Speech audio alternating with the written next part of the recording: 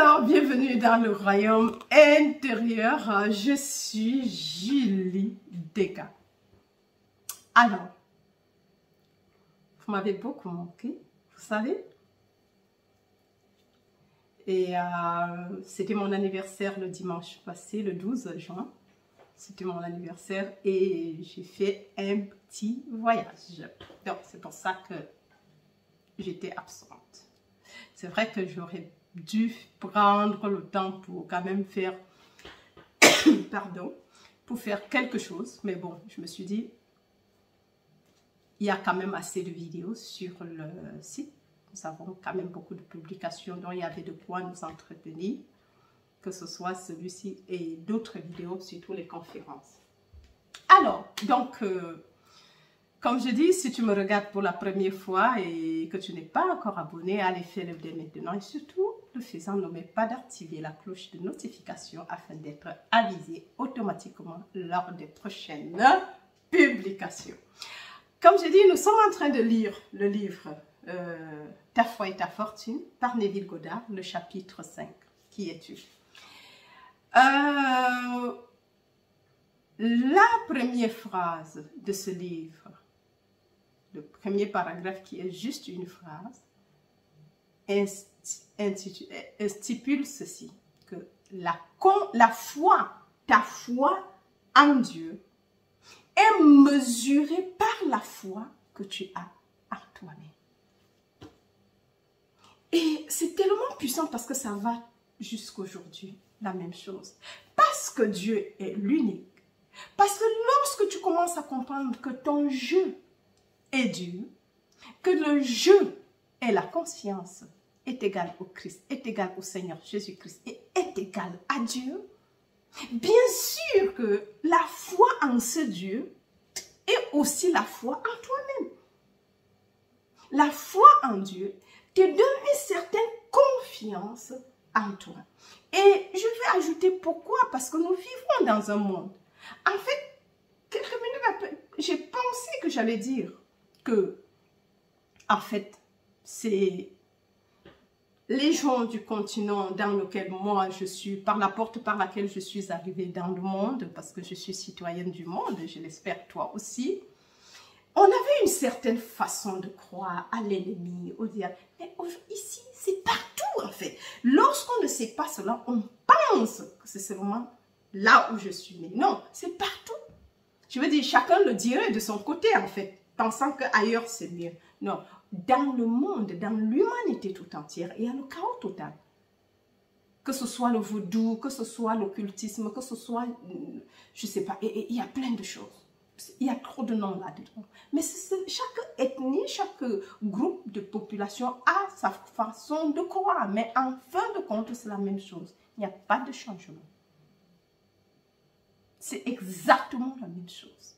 Donc, ici maintenant, donc, on nous dit donc la foi en Dieu détermine la confiance que tu as en toi. Parce que, ayant avant légué le pouvoir dehors, pensant que le pouvoir leur revenait de l'autre côté, de l'autre, avec la croyance à l'église du bien et du mal, donc on a passé tout le temps à léguer, à regarder l'extérieur comme notre problème. L'église, bien sûr, a retrouvé exactement le diable qui est la cause de toutes choses. Dès qu'il y a un truc qui va mal, c'est le diable. Quand c'est bien, c'est toi. Quand c'est mal, c'est le diable. Vous voyez, donc, on a passé déjà léguer le pouvoir à l'autre. Bien sûr que si tu lègues le pouvoir au diable pour ce qui t'arrive, tu n'auras pas le temps de t'améliorer. Tu n'auras jamais su que c'est toi et si tu n'es pas conscient, tu passes le temps à lutter contre les effets. Oh, l'effet n'a aucun pouvoir causal. La cause, c'est en toi. Et comme je dois le dire, Abdullah, non pas Abdullah, mais cette fois-ci Blake, William Blake, nous a parlé au travers de Neville et nous a dit que le monde qu'on regarde à l'extérieur est en réalité à l'intérieur de nous. C'est notre moi projeté à l'extérieur. Donc, il n'est pas à l'extérieur, il semble, c'est une illusion. Qu'il est le vrai, c'est ce qu'on regarde, on pense que c'est vrai, n'est pas vrai, parce que la réalité est en nous et se projette comme notre extérieur. Et c'est pour ça que je vais faire juste une révision de la dernière fois qui stipule ceci. Ton monde est ta conscience objectivée. Ne perds pas de temps à essayer de changer l'extérieur. Change l'intérieur ou l'impression et l'extérieur ou l'expression se changera d'elle-même. Vous voyez, et c'est ça qu'on a vu la dernière fois. Parce que si ton monde extérieur est ta conscience objectivée, ça veut dire que qu'est-ce que nous devons changer? Nous changeons l'extérieur, mais on n'a rien fait. C'est l'effet que nous bougeons. Même si on lave, même si on déracine, la conscience qu'il a produite, quelque temps après, va reproduire. Ce serait juste une question de temps. Ça va reproduire les mêmes effets. C'est pour ça que, comprenant que le monde externe est notre conscience objectivée, le changement se passe à l'intérieur. Nous changeons notre façon de penser, comme dit la Bible. L'homme est tel qu'il pense chaque jour. Donc, ça veut dire qu'on va commencer par changer l'impression.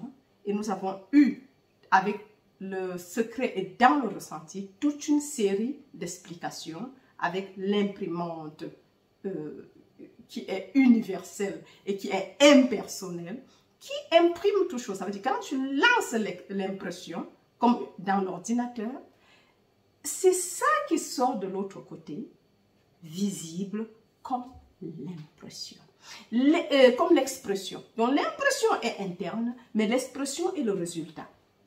Ça veut donc dire qu'au lieu d'aller changer le résultat, ce qui est possible pour un temps, à l'instant T, mais tant que l'impression n'est pas changée, l'expression sera toujours pareille.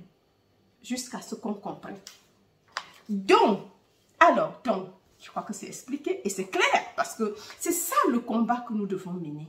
Mener le combat, le vrai combat de la foi, ne va pas chercher la cause extérieure à nos problèmes, mais plutôt intérieure. Et nous devons modifier notre façon de penser.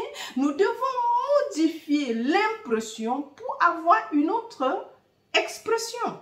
Sinon, ce serait pareil la même chose. On va enlever cette expression, mais puisque l'impression n'a pas été changée et c'est programmé, c'est la même chose qui va ressortir après. On va encore aller taper. Mais bon, heureusement, déjà ici, nous commençons doucement et peut-être très vite à comprendre que nous sommes la cause de tout ce qui nous arrive. Bon, c'est vrai qu'avec Neville, c'est pas un souci. Le fond, c'est que je connais la Bible. L'ayant enseigné, je connais l'autre côté. Et c'est pour ça que je comprends quand il m'explique, parce que c'était là mon problème. Tu vas prier, passer des nuits de prière, briser des choses. Et c'est pour un temps, on est bien. Mais après, les mêmes choses reviennent. Et on se pose la question, mais pourquoi les mêmes choses reviennent? Je dis, mais je ne comprenais pas en fait. C'est pour ça qu'avec Neville, je comprends ça. Avec l'interprétation psychologique que Abdullah nous a donnée par Neville ou par Murphy et les autres, nous pouvons comprendre ce que c'est que la prière et le vrai combat spirituel. Il y a le combat spirituel, bien sûr. Avec toi-même, puisque tu t'arranges à effacer, considérant l'autre comme un facteur qui te ramène ton courrier, l'expression, tu ne vas pas vers l'expression, mais plutôt l'impression doit être changée. Ça veut dire que si je change ma façon de voir, de comprendre, de regarder le monde va changer parce que l'impression a été influencée, mes amours. Alors, là, le deuxième paragraphe qu'on a déjà eu à expliquer.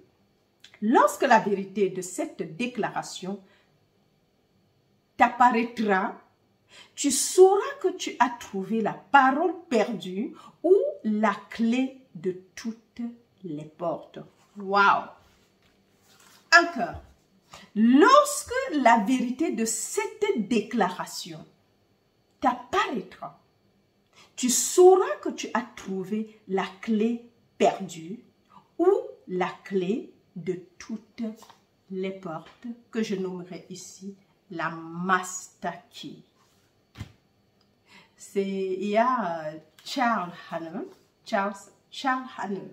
qui a écrit, c'est un Allemand, qui a écrit le livre la Master Key System, le système maître-clé, qui explique beaucoup de choses. Peut-être un jour on aura le temps. J'ai lu ça, ou bien étudié quand je suis sortie de l'église. Charles Hannah, voilà. Au moment où je parle, c'est là où ça me revient avec la clé maître. J'ai dû étudier, c'est un cours sur 21 leçons, si je ne me trompe plus. C'est combien je vais regarder, ça fait quand même longtemps, peut-être plus de... peut-être c'était les histoires de 2013, je crois, ou 2014, 2013-2014 que j'ai découvert ça. Et j'avalais à l'époque tout ce que je trouvais qui devait me ramener un peu de clarté. Ouais. Et justement, on dit que si tu comprends donc que ton monde extérieur est ta conscience, est le résultat de ta conscience, ou bien ta conscience extériorisée, objectivée, pardon. Que si ton monde est ta conscience objectivée, et que si tu dois changer le résultat, l'expression, nous devons changer l'impression. Parce que ce n'est pas, et ce monde, même si c'est objectivé, il est encore à l'intérieur de nous. Dont l'extérieur n'est qu'un reflet. C'est pour ça que changer dehors, ça ne change rien. Nous sommes l'unique cause, la cause primaire. Au commencement était la parole, et la parole était avec Dieu, et la parole était Dieu. Tout a été créé par elle, et rien de ce qui n'a été créé ne l'a été fait sans elle. De l'autre côté, il n'y a rien, c'est le vide. Mais c'est nous qui créons. Mais comme nous le créons sans le savoir, et ceci, c'est pas peut-être consciemment, même si personne ne veut souffrir. Ça veut donc dire que si nous souffrons, c'est pas ignorance. C'est pas ignorance que nous souffrons. On ne souffre pas expressément, c'est parce qu'on a mal appréhendé la parole de Dieu. On a mal été enseigné de la réalité. Et c'est pour ça qu'on ne peut pas aller du coup, dès que tu vois quelque chose, tu dis, oups, il faut que je change l'impression. Je crois que maintenant, jusqu'à présent, nous devons comprendre ça. Ce n'est plus qu'on regarde le facteur qui nous ramène le courrier, mais plutôt, qu'est-ce que j'ai fait? Quand est-ce que j'ai commandé le facteur? Moi, c'est comme ça que je dis. Donc, avant que je ne commence cette leçon, j'ai mené un grand combat, mais c'était avec moi-même. Parce que des choses qui arrivent et qu'on accepte que, en fait, le vrai combat, c'est de connaître la vérité. De ne pas prendre l'illusion pour de la vérité. Connaître qui tu es est assez important. La foi en Dieu est déterminée par notre confiance en nous-mêmes, en notre parole, en qui nous sommes. Mais nous vivons dans un monde où tout le temps les choses arrivent. Les informations ramènent ce qui s'est passé là-bas. Telle chose s'est passée et telle chose est en train de se passer. Et voilà, et X. Donc, on est bombardé de tous les côtés par ces informations. Bien sûr que ça nous influence. Je ne dis pas que les gens ont le fait exprès. Et maintenant, malgré les informations, la vérité, la connaissance de la vérité, ce n'est qu'elle qui te sauve. Parce que si tu raisonnes normalement, l'homme est tel qu'il pense chaque jour. Ça veut dire que si je dois me modifier, qu'est-ce que je dois modifier? Bien sûr que nous sommes des êtres dynamiques. Nous ne sommes pas des êtres statiques. Ça veut dire que nous changeons constamment en fonction de l'information que nous détenons. Bien sûr, de l'extérieur, il y a la même carapace.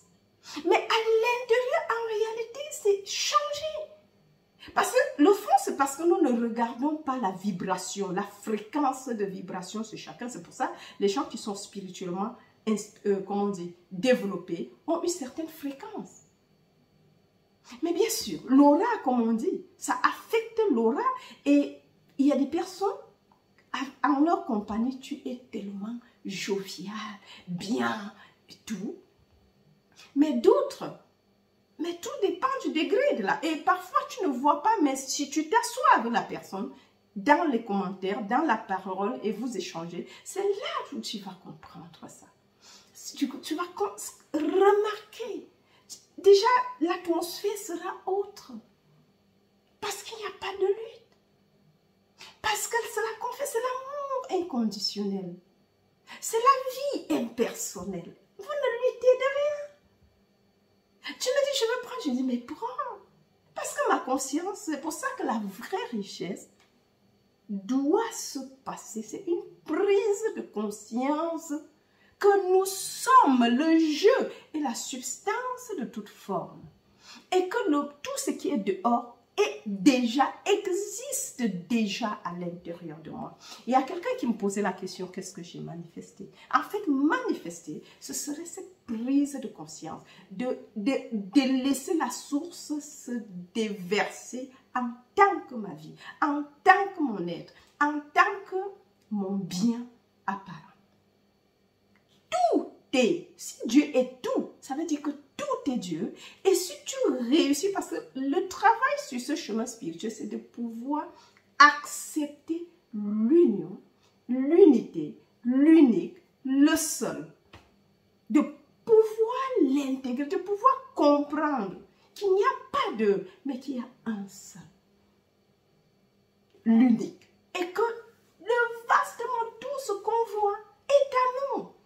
On ne discute rien avec qui que ce soit. Mon père et moi sommes un. Ça, je l'ai appris avec Joel Goldsmith.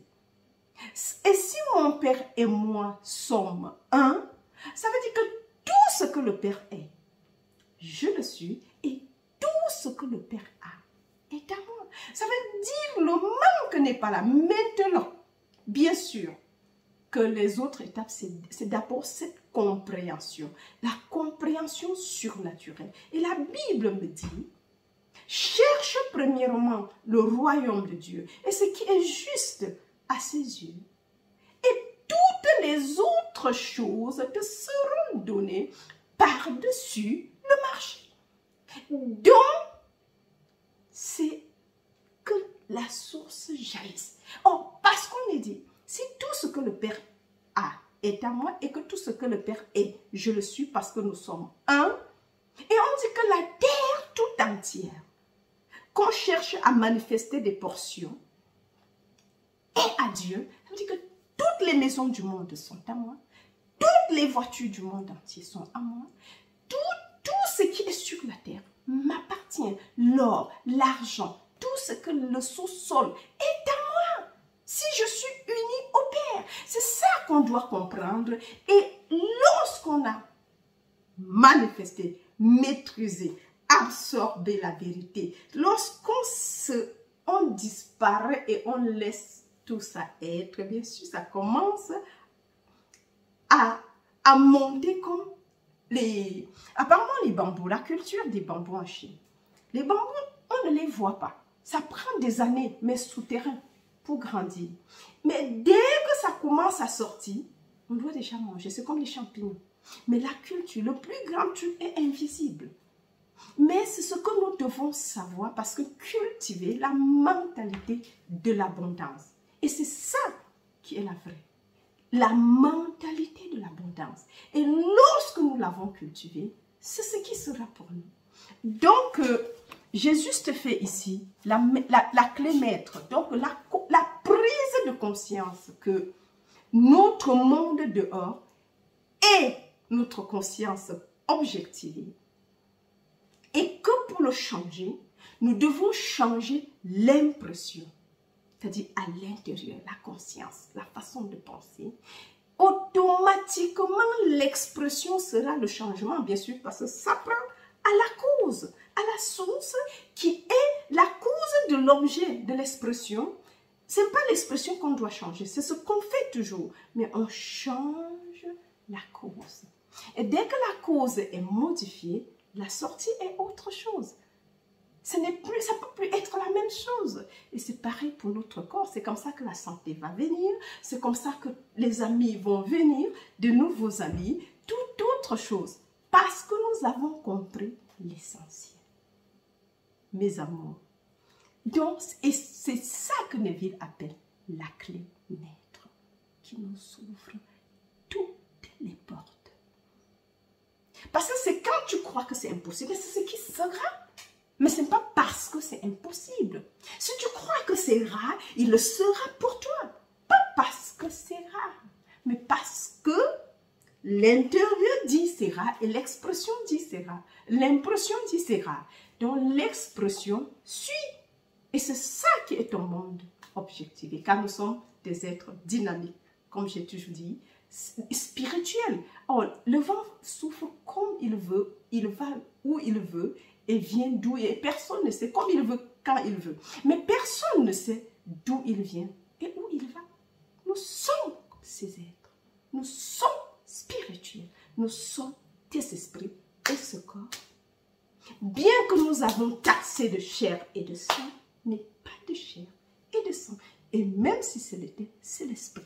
Car Dieu est la substance de toute forme, mes amours.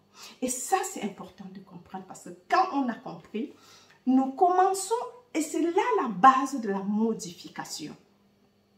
Oui, Dieu, substance de toute forme. C'est un des livres de Joel Goldsmith. Voilà. Donc, la dernière phrase. Je suis ta conscience et la parole magique perdue qui s'est faite chair à l'image de ce que tu es conscient d'être. Pardon. Vous permettez, je veux boire un peu de thé.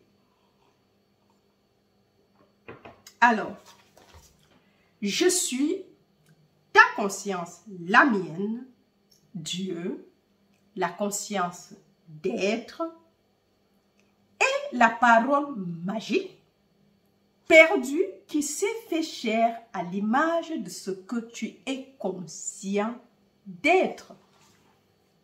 Et ça, c'est assez important parce que quand on dit le je suis, c'est là, on dit le je suis est ta conscience. Et ce je suis est la parole magique qui se fait chair constamment selon ce que tu dis et selon ce que tu réclames d'être. C'est ça ta vie. En fait, nous sommes des créateurs. Bon, pas des créateurs. Oui, créateurs, on peut ici dire créateur parce que quand c'est l'invisible, on ne voit pas. C'est toi. C'est pour ça qu'on peut être 1000 dans une pièce ou bien dans un coin. Mais chacun objective autre chose. Le même monde que je vois, chacun crée le monde là que nous voyons dehors. C'est un melting pot des consciences, de la conscience, de la même conscience en fait, objectivée. C'est pas comme s'il y avait ta conscience, la mienne, la sienne. Non, il y a une seule conscience, mais seulement qui agit comme si elle était divisée. Parce qu'au moment où tu vois, ce que tu vois, c'est ce qui est pour toi. Même si c'est faux et elle est fidèle, l'expression est exactement ton impression. Ce que tu prends conscience comme vrai, c'est ce qui est exprimé. Bien sûr, si nous sommes trois autour d'une table, ce que tu prends est comme ton monde. Ce que je prends est mon monde et c'est ce que je vis. Et Dieu est tellement waouh. Mais le même. Et le fond, c'est que la dernière fois, on a vu Ésaü et Jacob. Jacob ne réfléchit pas. Il exprime totalement ce qui est. Et Neville a expliqué Ésaü et Jacob sous plusieurs formes. Il y a le moi visible qui est Ésaü et Jacob qui est le côté invisible et qui imprime, qui est comme notre expression. Ça veut dire que peu importe ce qui se passe, ce qu'on dit dehors, ce que les autres disent, ce n'est pas ça qui t'influence. En fin de compte, c'est ton impression personnelle à toi qui détermine la réalité. Donc, nous avons la clé maître et c'est à nous de définir ce qui sera l'expression demain, notre monde de demain. Nous en sommes responsables. Allez mes amours, je vous aime très très fort et partagez le message tout autour de vous. Je reçois beaucoup de rendus et voilà, donc et des témoignages, comment les vies sont transformées, comment des choses se passent. Et je dis, je suis tellement contente et je dis, Seigneur, merci de m'utiliser pour ceci. Je vous aime très très fort. Et comme je dis, nous avons un lien PayPal sous toutes les vidéos. Soutenez l'œuvre par les dons. Et oui, de nature. Et alors, j'allais oublier. Je vous montre mon cadeau d'anniversaire. C'est un nouveau microphone. Je l'ai reçu de mon fils. Comme il sait que je fais des vidéos. Donc, voilà le cadeau que j'ai reçu pour l'anniversaire. C'est un microphone USB de Rode. Donc, ça, c'est ce qu'on m'a fait comme cadeau. Donc, on aura, je crois, ça va... Bon, c'est pas avec ça que je prends, c'est ce que je voulais, mais ça n'a pas fonctionné avec le mec. Donc, je dois encore l'installer. Et donc, la vidéo se fera comme d'habitude, mais très tôt, on va changer. Alors, vous voyez que c'est un cadeau de nature. Donc, je dis, je vous aime très fort. Partagez le message tout autour de vous et pensez à soutenir l'œuvre par les libéralités, peu importe. Donc, il y a un lien PayPal sous la vidéo. Cliquez juste dessus et merci pour le don déjà. Et pour ceux qui donnent continuellement, je dis aussi merci. Allez, jusqu'à la prochaine. Bye bye.